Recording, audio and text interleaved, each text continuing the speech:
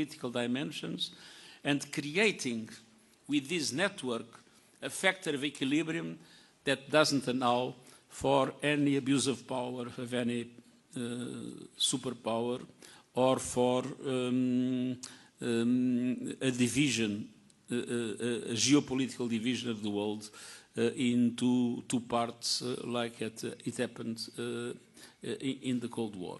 I believe we need harmony, and harmony comes from equilibrium. We need a world in which there is more equilibrium in power, and for that we need to promote a multipolar world, and that multipolarity requires poles, and one of them can be ASEAN. We will take one final question from a local media, Bernama. Hi, I'm Vignesh from Bernama. So, Malaysia earlier expressed interest to join the Gaza peacekeeping mission. I think yesterday the Prime Minister told about it, the interest in Gaza peacekeeping mission. Malaysia. From Malaysia. So, what will be the mechanism, and what kind of role do you think Malaysia can play? And my second question is also from Malaysia. There is a call to reform UN, including the abolition or limitation of veto power. What's your take on that? First of all, in relation to Gaza, I would like to express my appreciation for what has been the constant, coherent policy of foreign policy of Malaysia that has no double standards, and that has been strongly advocating for the right of the Palestinian people to self-determination and statehood.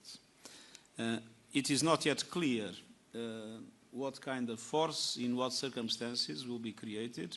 What is important now is to make sure that the ceasefire holds, that the phase one of the agreement is fully implemented, and the UN is ready to play whatever role the key actors involved in this process will determine. The second question. On reform of the Security Council and the veto. It is clear the Security Council has a problem of legitimacy and a problem of effectiveness. Legitimacy because its composition no longer corresponds to the reality of today's world.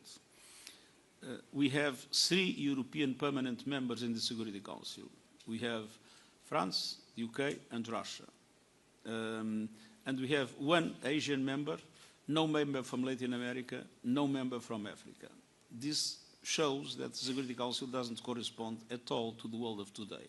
That is why it's so important to have an African representation of 2 permanent members. It's also important to have an increase in the permanent representatives from Asia.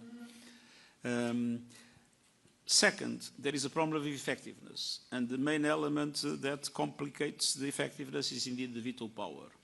2 of the countries, England and France, the UK and France, have presented the proposal to limit the veto power in a certain number of circumstances, and I think it would be very interesting if the members of the Council would seriously consider those proposals.